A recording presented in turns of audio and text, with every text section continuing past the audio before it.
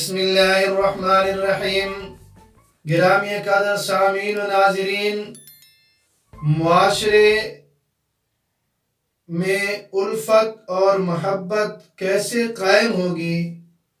معاشرہ کن اصولوں پر اگر عمل کرے تو وہ ایک بہترین معاشرہ کہلائے جانے کا حقدار ہے؟ جناب رسول اللہ صلی اللہ علیہ وسلم نے اپنے ایک فرمان مبارک میں ہمیں سمجھایا کہ مسلم معاشرے کی کیا نشانیاں ہیں اور ایک معاشرے کو بہترین بنانے کے لیے کن برائیوں کو چھوڑنا پڑے گا۔ حضرت ابو ہریرہ رضی اللہ تعالیٰ عنہ کی روایت ہے، جناب رسول اللہ صلی اللہ علیہ وسلم فرماتی ہیں، لا تحاسدوا، ایک دوسرے سے حسد نہ کرو، یعنی ایک معاشرے کو پرسکون بنانے کے لیے اور الفت محبت کو معاشرے میں رواج دینے کے لیے آپ صلی اللہ علیہ وسلم نے جو چیزیں ارشاد فرمائیں وہ بہت ہی ضروری ہیں۔ دوسرے نمبر پر فرمایا وَلَا تَنَاجَشُوا، بلا وجہ چیزوں کی قیمتیں نہ بڑھاؤ، اور تیسرے نمبر پر فرمایا وَلَا تَبَاغَضُوا، ایک دوسرے سے بغض نہ رکھو۔ چوتھے نمبر پر فرمایا وَلَا تَدَابَرُوا، ایک دوسرے سے ناراضگی نہ رکھو، ایک دوسرے سے منہ مت پھیرو۔ پانچویں نمبر پر فرمایا وَلَا يَبِعْ بَعْضُكُمْ عَلَى بَيْعِ بَعْضٍ، کسی کی خرید و فروخت پر اور سودے پر اپنا سودا نہ کرو۔ اور چھٹے نمبر پر فرمایا وَكُونُوا عِبَادَ اللَّهِ إِخْوَانًا، کہ اللہ کے بندے اور بھائی بھائی بن جاؤ۔ ساتویں نمبر پر فرمایا المسلم اخو المسلم، مسلمان مسلمان کا بھائی ہے۔ اور آٹھویں نمبر پر فرمایا لا یظلمہ، لہذا کوئی بھی اپنے بھائی پر ظلم نہ کرے۔ اور نویں نمبر پر فرمایا وَلَا يَخْذُلُهُ، اپنے بھائی کو رسوا بھی نہ کرے۔ دسویں نمبر پر فرمایا وَلَا يَكْذِبُهُ، اور نہ اس سے جھوٹ بولے، کہ بھائی بھائی سے جھوٹ نہیں بولتا۔ وَلَا يَحْقِرُهُ، اور اپنے بھائی کو حقیر نہ سمجھے۔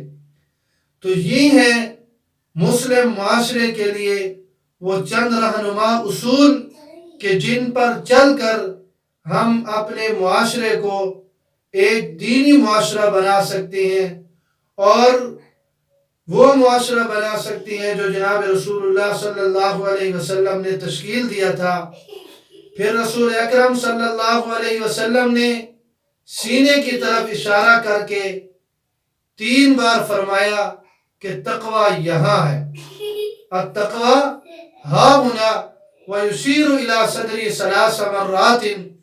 اور پھر آپ صلی اللہ علیہ وسلم نے فرمایا بحسب امرئ من الشر ان یحقر اخاہ المسلم، کل المسلم علی المسلم حرام دمہ ومالہ وعرضہ، کہ کسی شخص کے برا ہونے کے لیے یہی کافی ہے کہ اپنے مسلمان بھائی کو حقیر جانے۔ ایک مسلمان کا دوسرے مسلمان پر اس کا خون بہانا، اس کی عزت پامال کرنا اور اس کا مال لوٹنا حرام ہے۔ تو یہ وہ تمام باتیں ہیں جو اپنے ایک فرمان مبارک میں جناب رسول اللہ صلی اللہ علیہ وسلم نے ارشاد فرمائی ہیں۔ اگر انہی باتوں پر یہ معاشرہ عمل کر لے تو انشاءاللہ اس کی دنیا بھی سنور جائے گی اور آخرت بھی سنور جائے گی، اس لیے کہ جناب رسول اللہ صلی اللہ علیہ وسلم ہمارے لیے وہ محسن ہیں، ہمیں ان تمام چیزوں سے بچانا چاہتے ہیں جو ہمیں اذیت میں مبتلا کریں، جو ہمیں تکلیف دیں، جو ہمارے لیے مصیبت بن جائیں۔ کسی بھی موقع پر، کسی بھی موڑ پر جو ہمارے لیے چیز بہتر نہیں ہوتی، جناب رسول اللہ صلی اللہ علیہ وسلم 1400 سال پہلے اس کی تشریح فرما گئے ہیں، اس کی وضاحت فرما گئے ہیں۔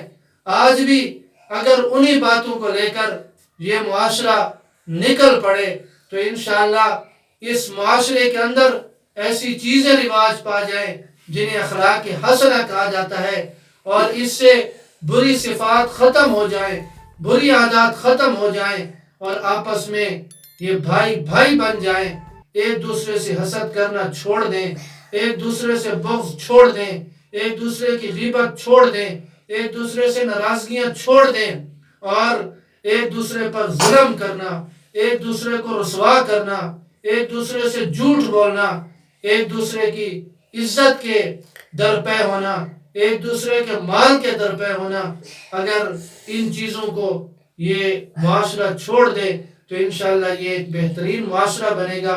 یہ چند اصول تھے جو ایک معاشرے کے لیے رہنما کا کردار ادا کرتے ہیں، آپ کی خدمت میں پیش کر دیے۔ اللہ رب العزت مجھے اور آپ سب کو دین سمجھنے کی اور اس پر عمل کی توفیق نصیب فرمائے۔